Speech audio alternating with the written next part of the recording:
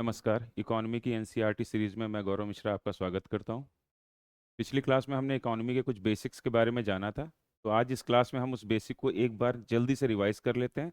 और उसके बाद आज जैसे हमने तय किया था कि आज हम पहला चैप्टर इकोनॉमी की क्लास 9th का एक पालमपुर गांव की कहानी, उस चैप्टर को हम करेंगे। देखिए, बेसिकली हम जब ये चैप्टर्स करेंगे या एनसीईआरटी कवर करेंगे, तो इस कवर करने के दौरान हम जैसे क्लासरूम में पढ़ते हैं वैसे एनसीईआरटी नहीं पढ़ेंगे, क्योंकि उस समय आपको जो है ना क्लास को पास करना होता है, तो उस समय आपको लाइन बाय लाइन हर चीज़ को याद करना होता है। लेकिन यहाँ पर हम कंपटीशन के पर्सपेक्टिव से, प्रतियोगी परीक्षाओं के पर्सपेक्टिव से हम पढ़ेंगे। तो इसलिए हम किसी भी चैप्टर्स में जो भी इम्पोर्टेंट कॉन्सेप्ट दिए हुए हैं उन कॉन्सेप्ट पे चर्चा करेंगे और फिर चैप्टर को समाप्त करेंगे, क्योंकि ये जो इम्पोर्टेंट कॉन्सेप्ट ही हैं यही हमारे एग्जाम में आते हैं। ठीक है। तो चलिए एक क्विक रिवीजन करते हैं लास्ट क्लास का, और उसके बाद फिर हम अपना चैप्टर शुरू करते हैं। तो लास्ट क्लास में हमने पढ़ा था कि इकोनॉमिक्स क्या है। देखिए, हमारा जो सिलेबस है, तो सिलेबस जो हमारा है प्रतियोगी परीक्षाओं के लिए, वो हमारा चाहे सिविल सर्विसेज हो, एनडीए हो, सीडीएस हो, तो ये एनडीए और सीडीएस भी यूपीएससी ही कंडक्ट करवाता है। तो इनके लिए जो हमारा जो एनसीईआरटी का जो हम शुरू कर रहे हैं, तो उसमें हमारा सिलेबस इंडियन इकोनॉमी, भारतीय अर्थव्यवस्था है। लेकिन हम इंडियन इकोनॉमी पढ़ रहे हैं तो हमें इकोनॉमिक्स के बारे में भी पता होना चाहिए, तो इस पे हम पिछली क्लास में चर्चा कर चुके हैं। तो आज हम क्विक रिवीजन के तहत चर्चा को वहीं से शुरू करते हैं और तेजी से आगे बढ़ते हैं। ठीक है। तो हमने जो सबसे पहले जो चीज़ समझी थी कि इकोनॉमिक्स क्या होता है, तो इकोनॉमिक्स क्या होता है, इकोनॉमिक्स मैंने आपको बताया था कि इकोनॉमिक्स यानी कि जिसको हम हिंदी में अर्थशास्त्र कहते हैं। अर्थशास्त्र एक विषय है, और इस विषय के अंतर्गत हम जो आर्थिक गतिविधियां होती हैं या आर्थिक प्रक्रियाएं होती हैं, या उत्पादन और वितरण से संबंधित जो भी क्रियाएं हो रही हैं उनकी जो प्रक्रिया है, उन प्रक्रियाओं का अध्ययन हम अर्थशास्त्र के तहत करते हैं। ठीक है। अब उसके बाद हमने दूसरी चीज ये समझी थी कि हम अर्थशास्त्र का अध्ययन क्यों कर रहे हैं। तो देखिए, अर्थशास्त्र का अध्ययन हम इसलिए कर रहे हैं क्योंकि आर्थिक क्रियाओं के तहत जो हम उत्पादन और वितरण कर रहे हैं, उनके निर्माण में संसाधनों का इस्तेमाल यानी रिसोर्सेज का इस्तेमाल हो रहा है, और रिसोर्सेज इस धरती पर सीमित हैं। देखिए, अर्थशास्त्र हमने ये पहले तो जाना कि क्या है। तो क्या है, तो इसके अंतर्गत हम जो पढ़ते हैं कि हम जो प्रोसेस है, जो हमारे प्रोसेसेस हैं, ठीक है, उन प्रक्रियाओं को हम पढ़ते हैं, प्रोसेसेस को पढ़ते हैं जो प्रोडक्शन और डिस्ट्रीब्यूशन से रिलेटेड हैं। ठीक है। अब हम प्रोडक्शन क्यों करते हैं, तो प्रोडक्शन हम इसलिए करते हैं ताकि हम जो है अपने जीवन को, हम अपनी लाइफ स्टैंडर्ड को, हम अपने लाइफ स्टैंडर्ड को ऊपर उठा सकें, हम अपने जीवन को सरल बना सके, इसीलिए हम वस्तुओं और सेवाओं का प्रोडक्शन करते हैं, उत्पादन करते हैं। ठीक है। अब ये जो वस्तुएं और सेवाएं हैं, इनके उत्पादन में जो यूज होता है, जो इनके प्रोडक्शन में यूज होता है, वो प्रोडक्शन में हमारा रिसोर्सेज यूज होते हैं। रिसोर्सेज यहाँ पर इनपुट यानी आगतों का काम करते हैं।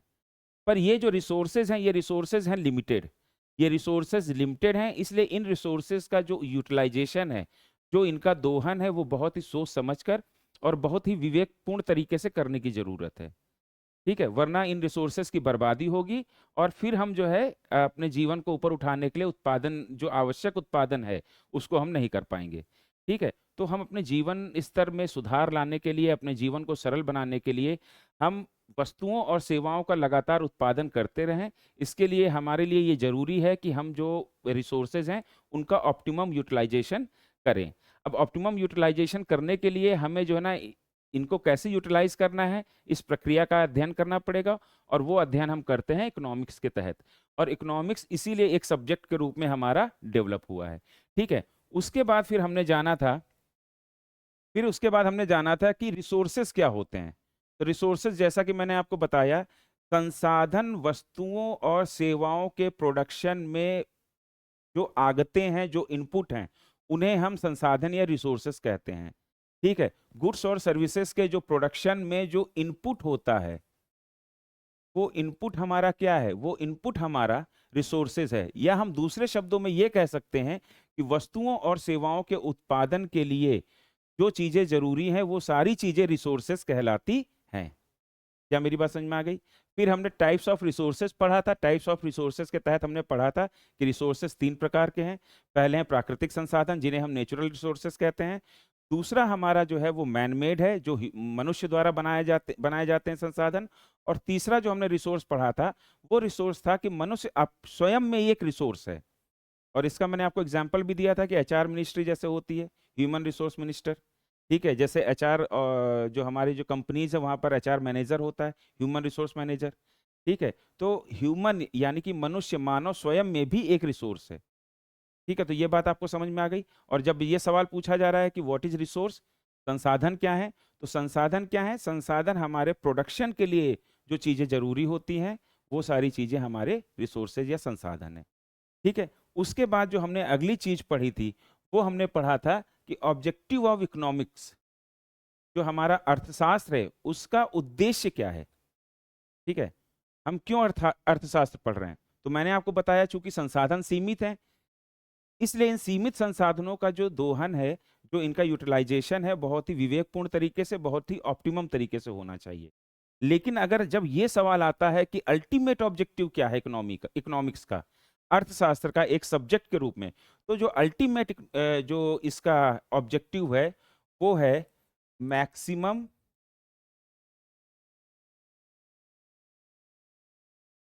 Welfare of maximum people. ठीक है, अधिकतम लोगों का अधिकतम कल्याण हो।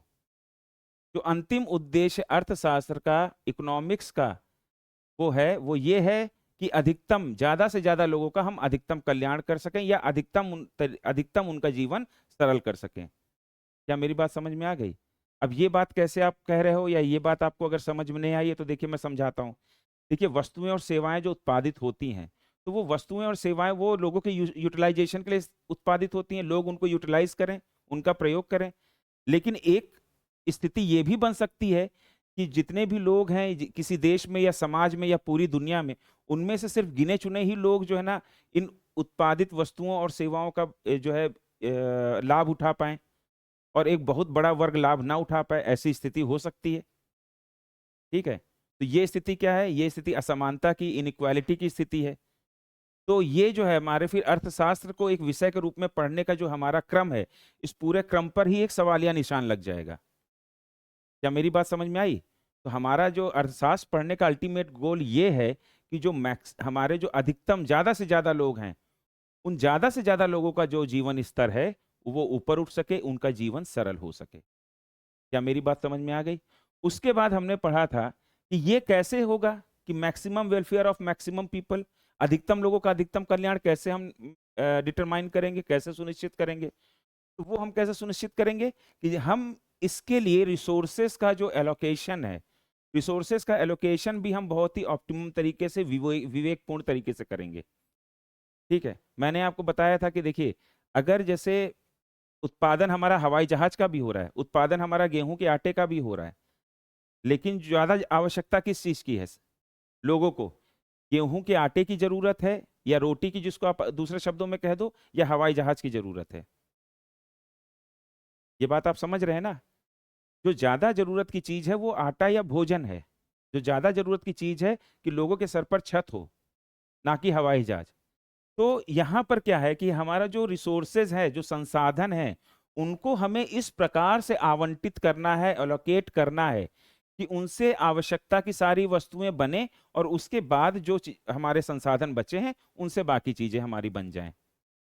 अब एलोकेशन ऑफ रिसोर्सेज या संसाधनों का आवंटन क्या होता था, तो मैंने आपको ये चीज समझाई थी कि आवंटन को लेकर आप ये मत सोचिएगा कि कोई खड़ा होकर कुछ बांट रहा है। ठीक है, आवंटन का मतलब ये होता है, खासकर इकोनॉमी में रिसोर्सेज के जब हम एलोकेशन की बात करते हैं, तो इसका मतलब ये होता है कि ये रिसोर्स प्रोडक्शन के लिए यूटिलाइज हो रहे हैं। अब जैसे मान लीजिए कि किसी देश में 100 रिसोर्स हैं। अब इन 100 रिसोर्स में से 60 रिसोर्सेज चले जाते हैं फूड के लिए।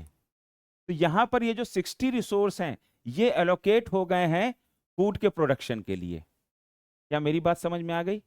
इस 100 में से ये जो 60 रिसोर्सेज हैं, ये एलोकेट किस में हुए, ये एलोकेट हुए हैं, यानी कि आवंटित हो गए हैं किसके प्रोडक्शन के लिए, फूड यानी भोजन के प्रोडक्शन के लिए।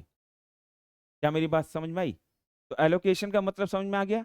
अब जैसे मान लीजिए कि दो पहिया वाहन या मोटरसाइकिल बन रही है, तो उस 100 में से हो सकता है कि 5 रिसोर्सेज टू व्हीलर्स के लिए हो जाएं। ठीक है, टू व्हीलर मोटरसाइकिल के लिए हो जाए।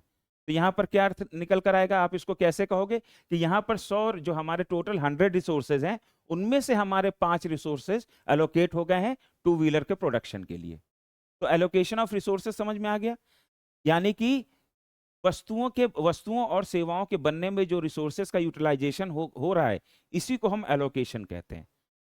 और ये एलोकेशन ये भी हो सकता है कि ये पूरा 100 का 100 जो हमारे रिसोर्स हैं, ये सारे के 100 के 100 रिसोर्सेज ऐसी वस्तुओं और ऐसी सेवाओं के प्रोडक्शन के लिए एलोकेट हो जाएं जो सिर्फ अमीर वर्ग या फिर जो जो सक्षम लोग हैं उनकी वस्तुएं बनाए, और जो गरीबों के लिए ना बनाए। ऐसा भी हो सकता है। मान लीजिए हमारे देश में 10 लोग हैं जो बहुत ही सुपर रिच हैं, और इन सभी को चाहिए, इनको जो है ना एरोप्लेन चाहिए।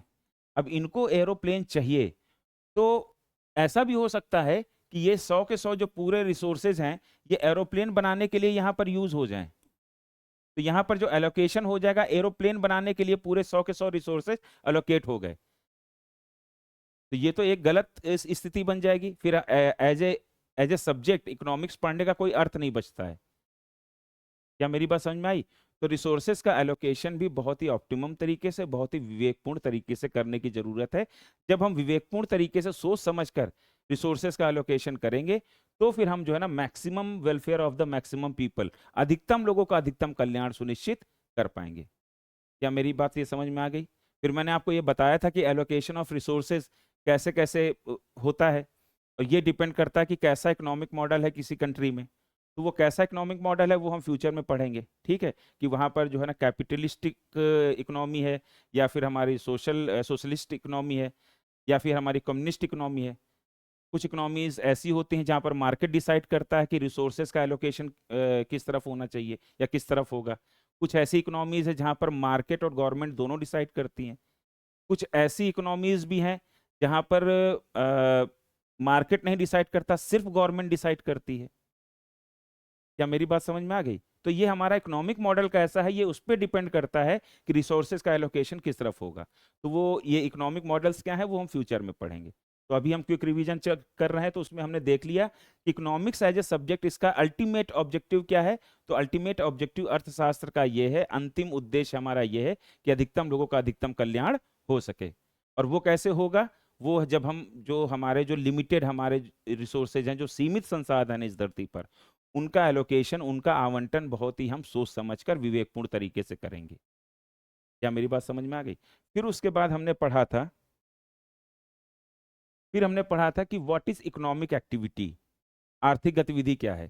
तो मैंने आपको बताया था कि ऐसी कोई भी गतिविधि, ऐसी कोई भी एक्टिविटी जिसमें कॉस्ट अटैच हो, वो इकोनॉमिक एक्टिविटी है। अगर उसमें कॉस्ट नहीं अटैच है तो वो इकोनॉमिक एक्टिविटी नहीं है। मैंने इसका एग्जांपल भी दिया था कि अगर आप घर में खाना खा रहे हो तो इसमें कोई कॉस्ट अटैच नहीं है, तो इकोनॉमिक एक्टिविटी नहीं है। अगर आप किसी रेस्टोरेंट में जाके खाना खा रहे हो, तो वहां पर आपको बिल पे करना पड़ रहा है, वहां पर उस भोजन के साथ, उस फूड के साथ कॉस्ट अटैच हो गई, तो वो आपकी इकोनॉमिक एक्टिविटी कहलाएगी। ठीक है, तो ये सारी चीजें आपने समझ लिया था। फिर टाइप ऑफ इकोनॉमिक एक्टिविटीज में मैंने आपको बता दिया था कि टाइप ऑफ इकोनॉमिक एक्टिविटीज में 3 प्रकार हैं। हमारे 3 स्तर पर इकोनॉमिक एक्टिविटीज होती हैं, एग्रीकल्चर एंड एलाइड एक्टिविटीज, दूसरा मैंने बताया था इंडस्ट्री, और तीसरा मैंने बताया था service. Agriculture and allied activities में जो है ना, जो हमारा इकोनॉमिक एक्टिविटी का जो क्लासिफिकेशन का पार्ट 1 है, एग्रीकल्चर एंड एलाइड एक्टिविटीज, कृषि एवं संबंधित गतिविधियां, इसमें हमने चर्चा की थी कि इसमें एग्रीकल्चर आ जाता है, फॉरेस्ट्री आ जाता है, हॉर्टिकल्चर आ जाता है, फिशरीज आ जाता है। ठीक है, ये सारी चीजें इसमें आ जाती हैं। एनिमल रेयरिंग आ जाता है, बर्ड रेयरिंग आ जाता है। ठीक, उसके बाद जब हमने इंडस्ट्री की बात की थी, तो इंडस्ट्री के अंतर्गत यानी उद्योग क्षेत्र के अंतर्गत जो इकोनॉमिक एक्टिविटीज होती हैं, उसमें हमने माइनिंग और क्वायरिंग के बारे में पढ़ा था, जिसको हम हिंदी में कहते हैं खनन और उत्खनन। ठीक है, उसके बाद मैन्युफैक्चरिंग आ गया उसमें। फिर हमारा electricity, gas and water supply. तो ये सारी जो एक्टिविटीज हैं, ये हमारी किस में आ जाएंगी? ये हमारी आ जाती हैं हमारी इंडस्ट्री में। फिर उसके बाद एक सर्विस सेक्टर में जो हमारी इकोनॉमिक एक्टिविटीज़ होती हैं, तो सेवाएं प्रदान करने वाली जो भी इकोनॉमिक एक्टिविटीज़ हैं वो सारी इसमें आ जाती हैं। जैसे फाइनेंसिंग की जो सेवाएं हैं, आपका जो बीमा संबंधी, इंश्योरेंस संबंधी जो सेवाएं हैं, बैंकिंग सेवाएं हैं, ट्रांसपोर्टेशन की सेवाएं हैं। आईटी सेक्टर की जो सेवाएं हैं, तो ये जो सारी सेवाएं हैं, ये जो इकोनॉमिक एक्टिविटीज हैं, वो हमारा सर्विस सेक्टर में आ जाती हैं। तो इकोनॉमिक एक्टिविटीज़ 3 स्तरों पर होती हैं, और हमारे देश में यही agriculture and allied activities, industry और सर्विस, यही 3 जो लेयर्स हैं जिनमें हम इकोनॉमिक एक्टिविटीज़ का अध्ययन करते हैं। क्या ये बात आपको क्लियर हो गई? ठीक है। उसके बाद फिर हमने क्या पढ़ा था कि टाइप्स ऑफ इकोनॉमिक एक्टिविटीज़ हमने देख लिया। उसके बाद हमने पढ़ा था कि व्हाट इज इकोनॉमी, अर्थव्यवस्था क्या है। अभी तक हमने ये समझा कि अर्थशास्त्र क्या है, तो हमें ये समझ में आ गया कि अर्थशास्त्र एक विषय है। फिर बात ये निकल कर आई कि अर्थव्यवस्था क्या है। तो अर्थव्यवस्था क्या होता है कि जब किसी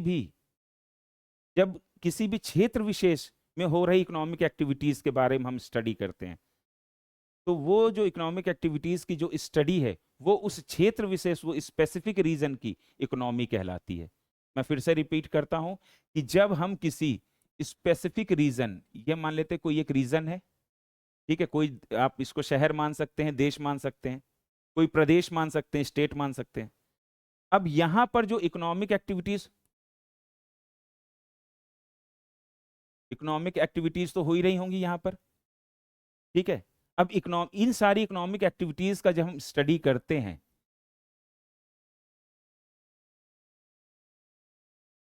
तो वो जो हमारी स्टडी होती है वो क्या कहलाती है? इस क्षेत्र विशेष की क्या कहलाती है? इकोनॉमी कहलाती है, जिसको हम हिंदी में कहते हैं अर्थव्यवस्था। और इसको एग्जाम्पल से हम कैसे कह सकते हैं? जैसे भारत की अर्थव्यवस्था, इंडियन इकोनॉमी, जैसे यूपी की अर्थव्यवस्था, ठीक है, उत्तर प्रदेश की इकोनॉमी। फिर उसके बाद आप जैसे किसी भी शहर की भी अर्थव्यवस्था हो सकती है, किसी अन्य देश की हो सकती है, हमारी धरती की इकोनॉमी भी हो सकती है। क्या मेरी बात समझ में आ गई? तो जब आर्थिक क्रियाएं किसी क्षेत्र विशेष में हो रही हैं, और उस क्षेत्र विशेष में होने वाली आर्थिक क्रियाओं का जब इकोनॉमिक एक्टिविटीज का जब हम स्टडी करते हैं, अध्ययन करते हैं, तो वो हमारा क्या कहलाता है? वो हमारा उस क्षेत्र विशेष की अर्थव्यवस्था या इकोनॉमी कहलाता है। क्या मेरी बात क्लियर हो गई? फिर उसके बाद हमने क्या पढ़ा था? फिर हमने पढ़ा था, फिर हम चैप्टर 9 पे आ गए थे, ठीक है। तो ये सारी चीजें हमने पढ़ लिया था। अब फिर मैंने आप लोगों से कहा था कि हम लोग फिर चैप्टर 9 शुरू करेंगे नेक्स्ट क्लास में। तो हमारा पिछला रिवीजन हो चुका है, तो अब हम शुरू करते हैं चैप्टर 9।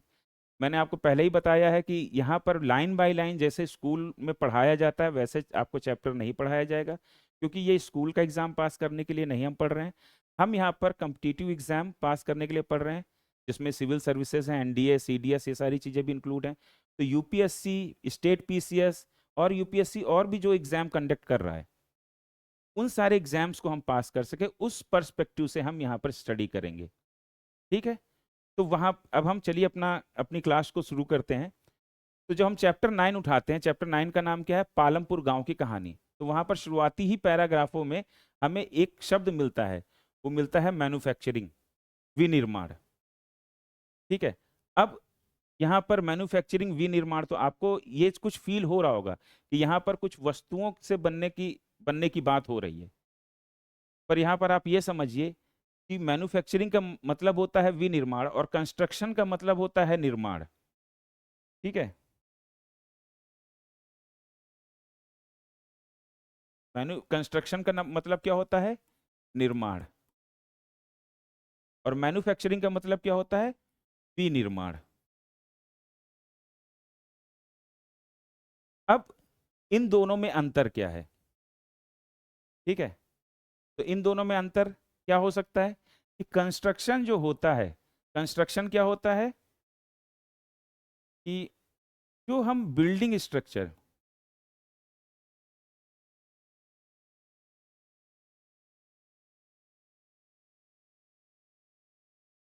स्ट्रक्चर्स हम जो है ना ऑन साइट बनाते हैं, यानी कि भवन संरचनाएं, जैसे हमारा पुल हो गया, हमारा कोई अस्पताल हो गया, हमारे रोड्स हो गए, ठीक है, हमारा खुद का घर हो गया, कोई हॉस्पिटल हो गया, कोई स्कूल हो गया। तो ये जो भवन संरचनाएं बन रही हैं, तो ये जो बनने का काम है, ये कहलाता है कंस्ट्रक्शन। जैसे आपने बोलचाल की भाषा में सुना भी होगा, कंस्ट्रक्शन साइट पर, ठीक है। जैसे कहीं रोड का काम चल रहा है, तो कहते नहीं है कि कंस्ट्रक्शन साइट पे जा रहा हूँ, तो कंस्ट्रक्शन का मतलब क्या हो गया, निर्माण का मतलब क्या हो गया कि कोई बिल्डिंग स्ट्रक्चर का बनना, यानी कि भवन संरचना का बनना। और ये क्या है, ये कहीं पर भी ऑन साइट, वो साइट कहीं भी हो सकती है। जिस साइट में वो तय किया गया कि भाई इस जगह पर ये हॉस्पिटल बनना है तो वहां पर बनेगा। ठीक है, हो सकता है कल को दूसरी जगह ये तय कर दिया जाए कि वहां पर भी एक हॉस्पिटल बना दो। तो जिस साइट पे तय किया जाता है वहां पर ये जो है ना बिल्डिंग स्ट्रक्चर जो है ना भवन संरचनाएं बनाई जाती हैं। और ये जो भवन संरचनाएं बनाई जाती हैं इनको हम निर्माण या कंस्ट्रक्शन कहते हैं।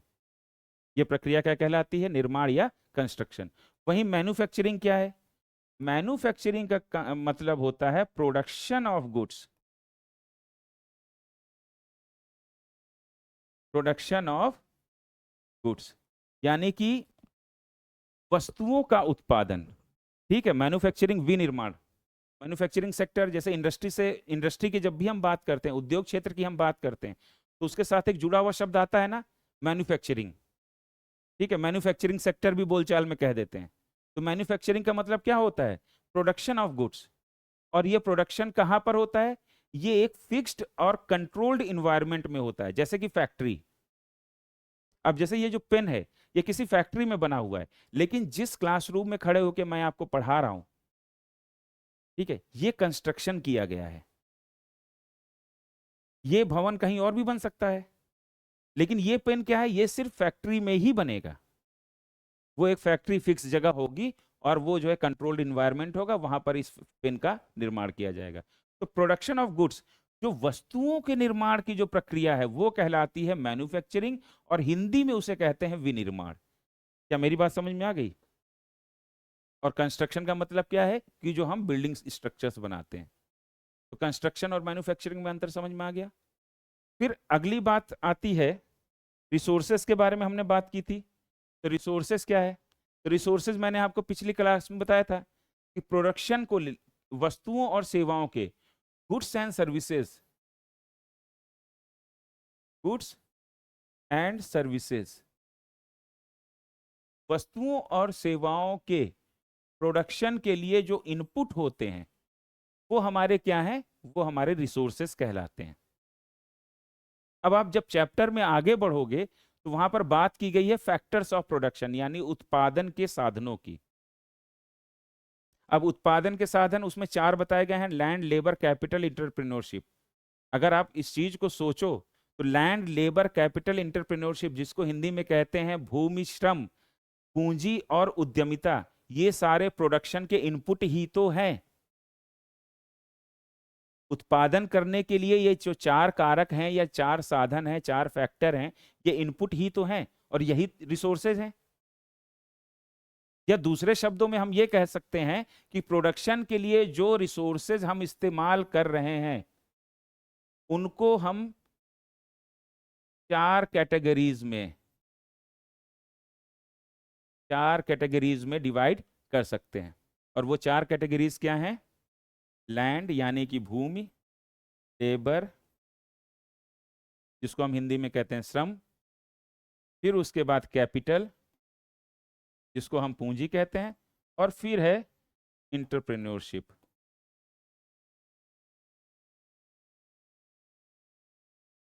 जिसको हम हिंदी में कहते हैं उद्यमिता। क्या मेरी बात समझ में आ गई।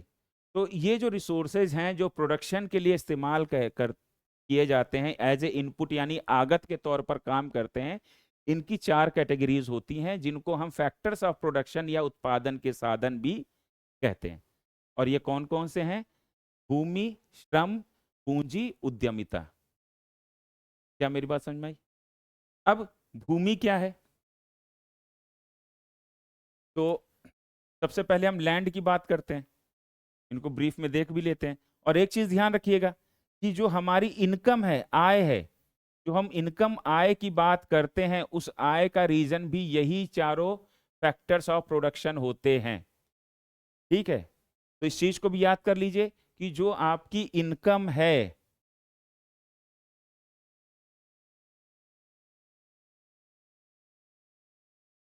जो इनकम होती है,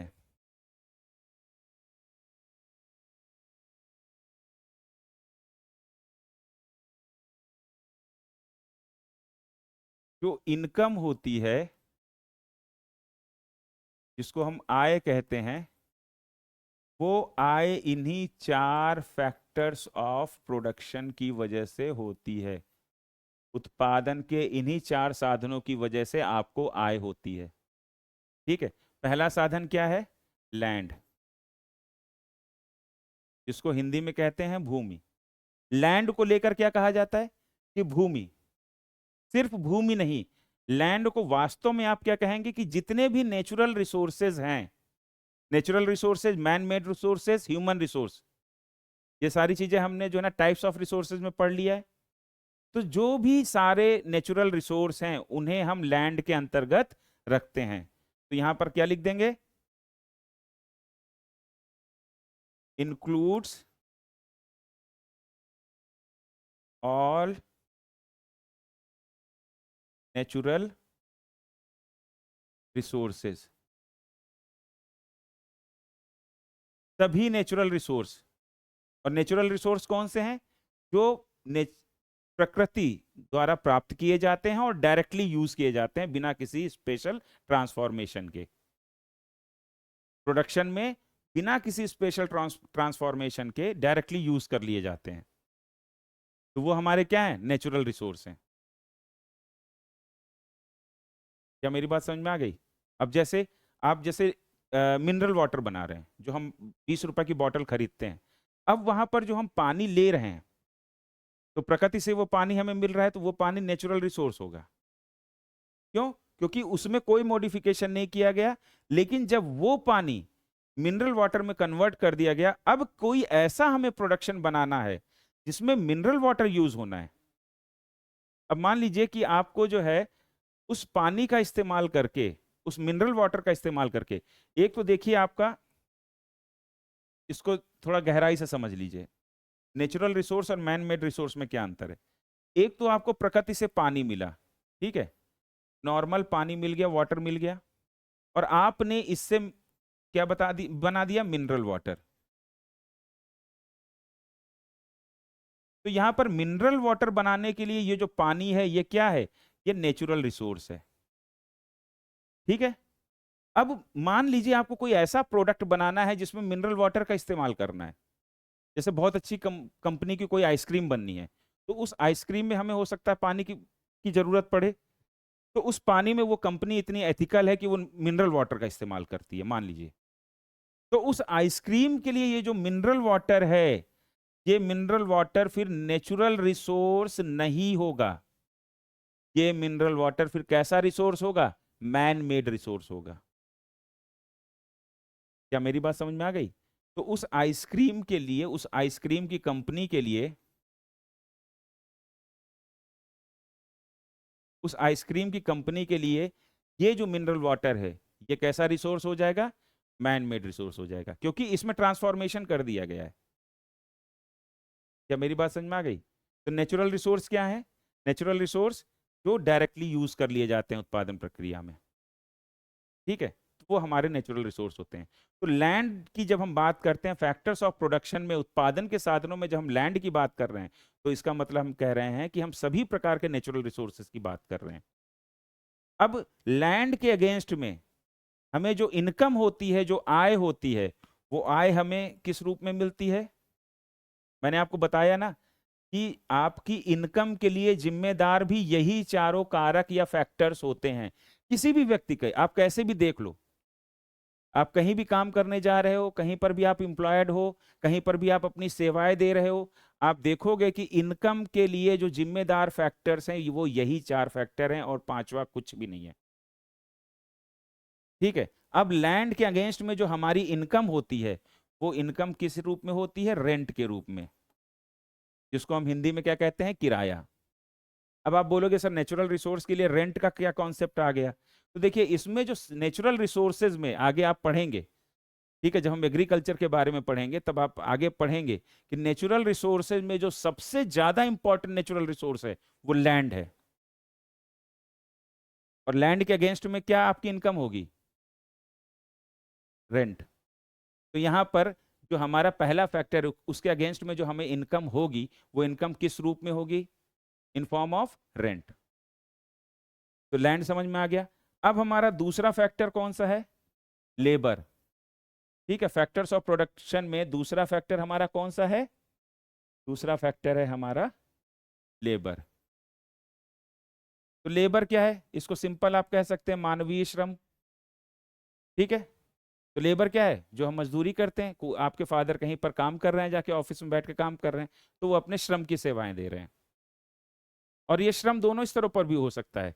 ये जो आपका लेबर है, ये आपका फिजिकल यानी कि शारीरिक फिजिकल श्रम भी हो सकता है, और ये आपका बौद्धिक इंटेलेक्चुअल श्रम भी हो सकता है। इंटेलेक्चुअल या आप जिसको कह लो मेंटल। ठीक है, तो आपका फिजिकल और इंटेलेक्चुअल दोनों स्तरों पर आप जो अपनी सेवाएं दे रहे हो या फिर आप जो काम कर रहे हो, वो आपका किसके अंतर्गत आएगा? वो श्रम के अंतर्गत आएगा। और श्रम के अगेंस्ट में आपकी जो इनकम होती है, उस इनकम को हम क्या कहते हैं? वेजेस, जिसको हिंदी में कहते हैं मजदूरी। ध्यान रखिएगा, उसको हिंदी में क्या कहते हैं? मजदूरी। अगर as a DM, as a DC, district collector या डिस्ट्रिक्ट मजिस्ट्रेट, एक आईएएस या आईपीएस, वो जो अपनी सेवाएं पा रहे हैं, तो वो क्या कर रहे हैं? वो श्रम कर रहे हैं, वो जो अपनी सेवाएं दे रहे हैं। और उस श्रम के बदले में उनको मिल क्या रहा है? जो उनको तनख्वाह मिल रही है, उसको हम क्या कहते हैं? मजदूरी। तो एक डीएम क्या पा रहा है? मजदूरी पा रहा है। क्या मेरी बात समझ में आ गई? ठीक है, तो ये हो गया आपका दूसरा जो है लेबर। फिर उसके बाद तीसरा हमारा आ जाता है कैपिटल। ठीक है, तो तीसरा हमारा फैक्टर क्या है? ये आपके चैप्टर में दिया हुआ है, जब आप अपना चैप्टर पढ़ोगे तो वहां पर डिटेल में दिया हुआ है। ठीक है, तो बस आप यहाँ समझते जाओ, आपके चैप्टर में डिटेल में है। तीसरा हमारा जो फैक्टर है, फैक्टर ऑफ प्रोडक्शन में हमारा तीसरा है कैपिटल। कैपिटल को हिंदी में क्या कहते हैं? पूंजी। देखिए, आपको उत्पादन करना है वस्तु या सेवा को, तो आपको कहीं ना कहीं कोई स्थान या जमीन चाहिए, या कुछ नेचुरल रिसोर्स चाहिए, तो वो लैंड में आ गए। फिर उसके बाद आपको उस उत्पादन करने के लिए कुछ श्रम चाहिए, लेबर चाहिए। वो लेबर चाहे शारीरिक श्रम करने वाले हों या फिर इंटेलेक्चुअल बौद्धिक श्रम करने वाले हों, तो लेबर चाहिए। तो लेबर के अगेंस्ट में कैसी इनकम होगी? वेजेस यानी कि मजदूरी के रूप में। अब तीसरी चीज उत्पादन करने के लिए आपको तीसरी चीज क्या चाहिए? तो वो तीसरी चीज आपकी हो जाएगी पूंजी। अब पूंजी में क्या आता है? देखिए, लैंड में आपके आ गए नेचुरल रिसोर्सेज। लैंड में क्या आ गए? लैंड में आ गए नेचुरल रिसोर्सेज। लेबर में, तो लेबर में आपका आ गया ह्यूमन रिसोर्स। ह्यूमन रिसोर्स आया कि नहीं आया? मजदूरी या कौन करता है? आदमी ही तो करेगा। और मैंने रिसोर्सेज का जो तीसरा टाइप बताया था कौन सा था? Human resource. तो लेबर के अंतर्गत कौन यूज हो रहे हैं? Human resource. अब तीसरा हमारा क्या है? कैपिटल, पूंजी। उत्पादन के साधनों में तीसरा हमारा क्या है? कारक है, फैक्टर है, पूंजी। पूंजी में क्या यूज होगा? पूंजी में आपका मैन मेड रिसोर्स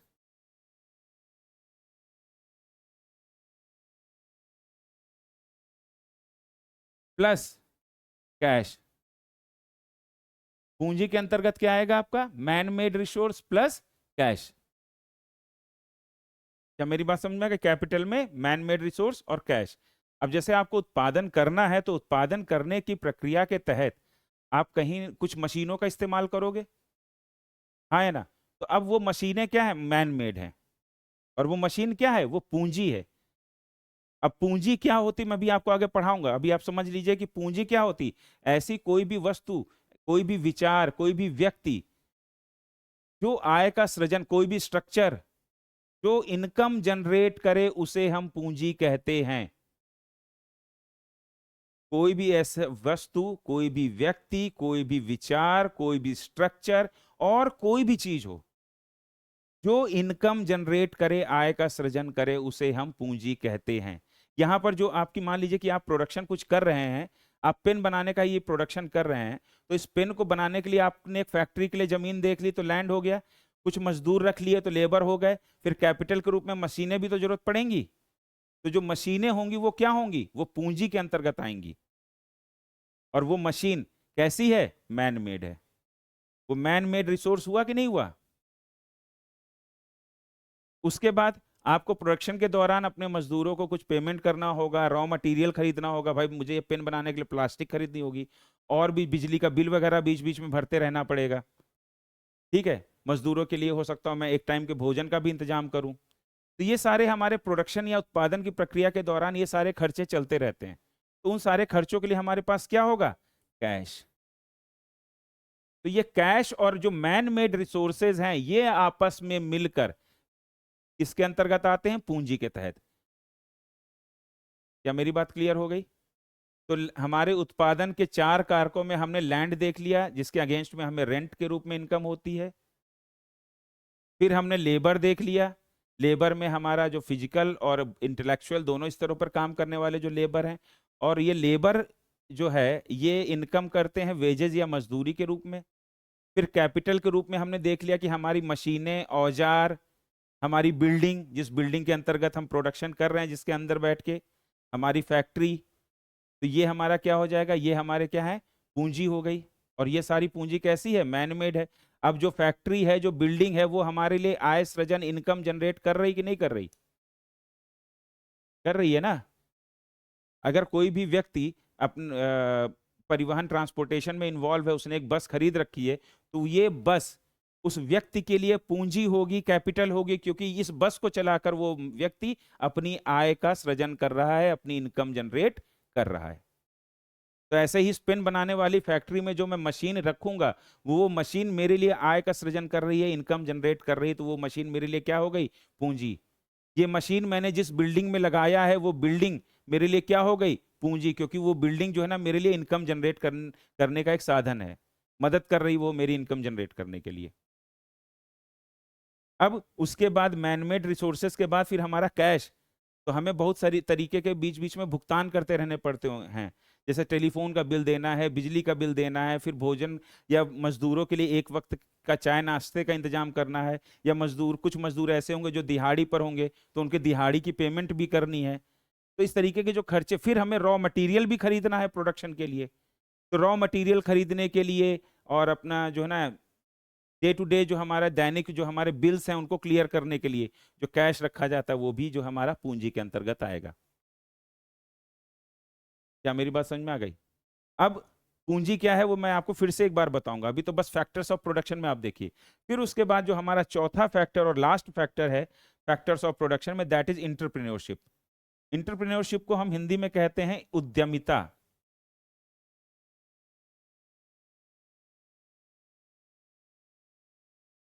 कैपिटल के अगेंस्ट में हमें जो इनकम होती है वो इंटरेस्ट होती है, ठीक है, इंटरेस्ट के रूप में होती है। अब जो हमारा चौथा फैक्टर है, ये 3 हमने देखे इधर, और चौथा हमारा क्या है? चौथा है हमारा एंटरप्रेन्योरशिप,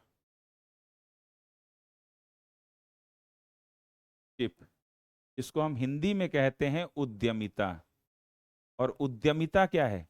उद्यमिता को आप इस तरीके से कह सकते हो कि ये एक ह्यूमन क्वालिटी, मानवीय गुण है जो सबके अंदर नहीं होता।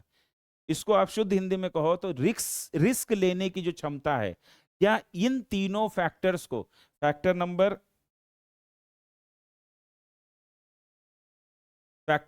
1, फैक्टर नंबर 2, फैक्टर नंबर 3, इन तीनों फैक्टर्स को समायोजित करके, संगठित करके, इनको कंबाइंड यूटिलाइज करने की जो क्षमता है, जो गुण है, और इनको कंबाइंड करके यूटिलाइज करना और उनसे एक प्रोडक्शन, उत्पादन, प्रोडक्ट बनाना,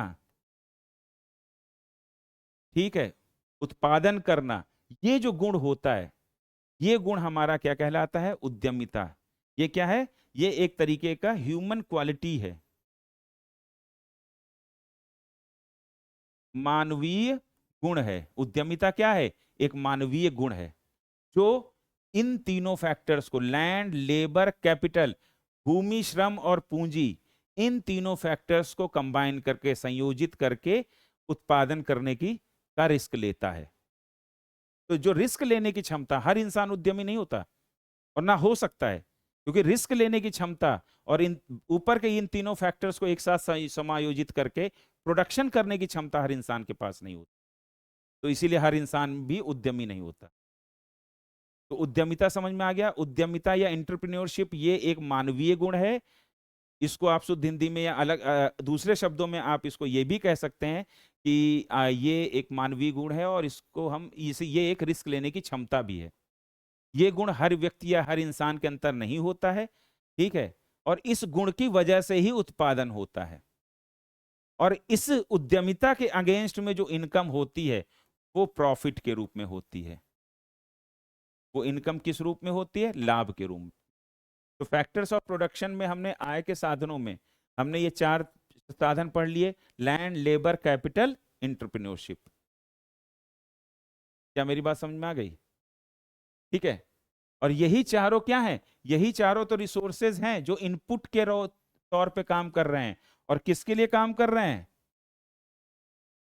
प्रोडक्शन करने के लिए। तो किसी भी वस्तु या सेवा के उत्पादन में जो इनपुट है वही रिसोर्सेस कहलाते हैं। इन रिसोर्सेस को हम 4 कैटेगरीज में डिवाइड कर सकते हैं। ये 4 कैटेगरीज ही कहलाती हैं फैक्टर्स ऑफ प्रोडक्शन। पहली कैटेगरी लैंड है, दूसरी लेबर है, तीसरी कैपिटल है और चौथी एंटरप्रेन्योरशिप है। अब कैपिटल क्या है, लैंड क्या है, मैंने बता दिया, सारे नेचुरल रिसोर्सेज। लेबर क्या है, लेबर के अंतर्गत आपके ह्यूमन रिसोर्सेज आ जाएंगे।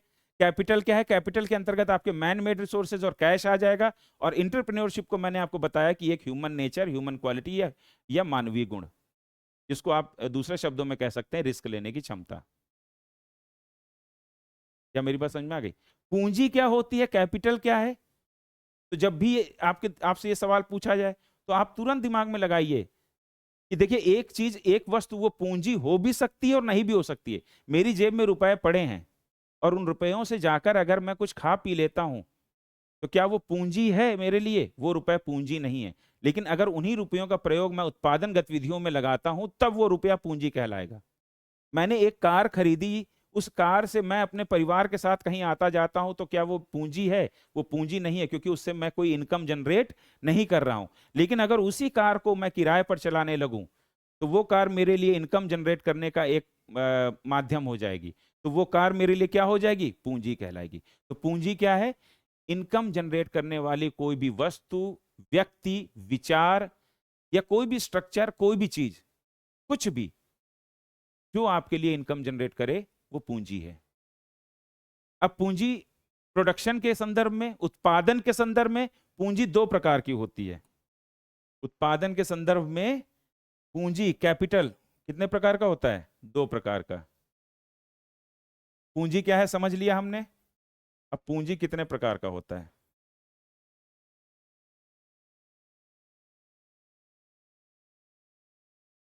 जब हम प्रोडक्शन के पर्सपेक्टिव से देखते हैं तो हमारा पूंजी कितने प्रकार का है?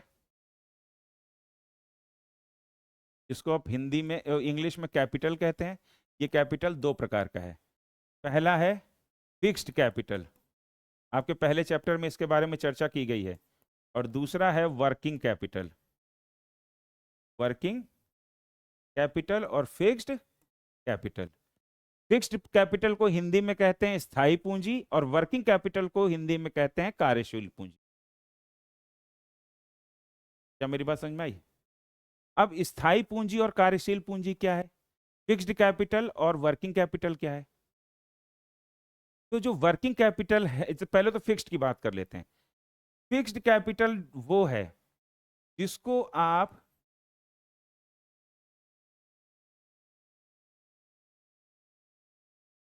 रिपीटली, बार बार इस्तेमाल कर सकते हैं उत्पादन प्रक्रियाओं में लंबे समय तक।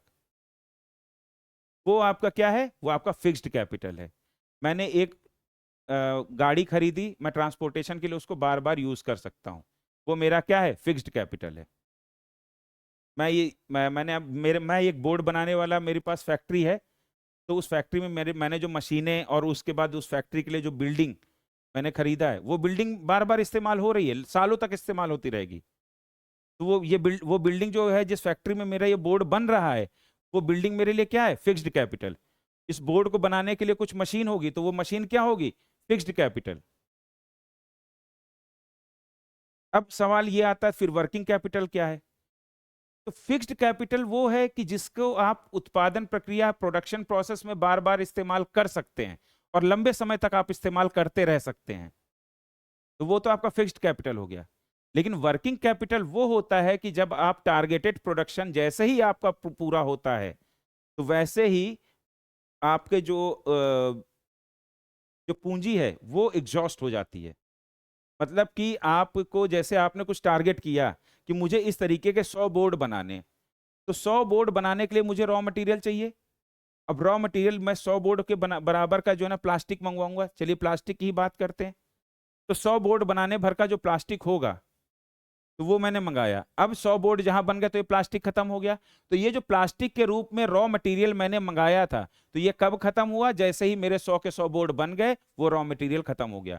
तो वो जो रॉ मटेरियल खरीदने के लिए मैंने पैसा लगाया था, जो पूंजी लगाई थी, वो पूंजी मेरी कैसी है? वर्किंग कैपिटल है। लेकिन यही बोर्ड बनाने वाली जो मशीन है, उस मशीन से मैंने एक बार 100 बोर्ड बनाए, फिर मेरे पास कोई ऑर्डर आएगा, मैं अगली बार फिर 100 बोर्ड बना दूंगा। तो वो जो मशीन है, वो मशीन मेरी क्या है? फिक्स्ड कैपिटल है।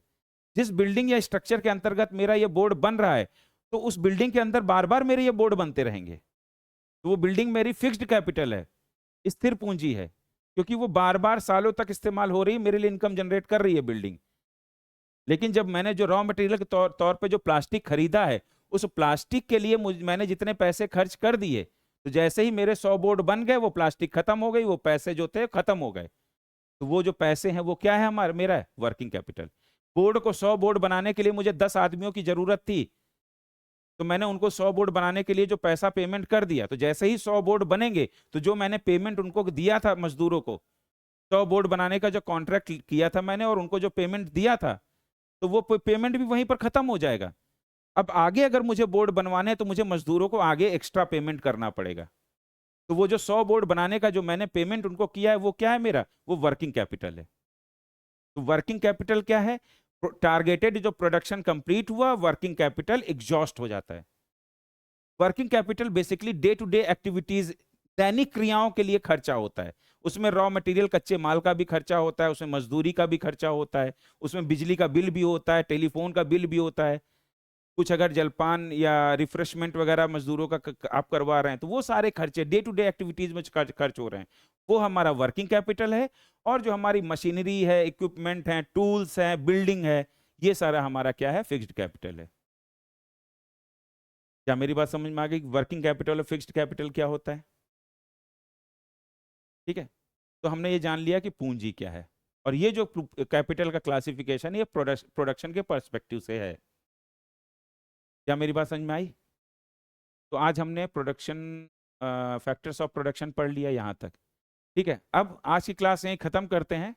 कल की क्लास में फिर हम आगे पढ़ेंगे, और कल की क्लास में हमारा जो टॉपिक रहेगा वो जो हमारा फैक्टर्स ऑफ प्रोडक्शन से आगे के जो कॉन्सेप्ट हैं उन पे हम बातचीत करेंगे।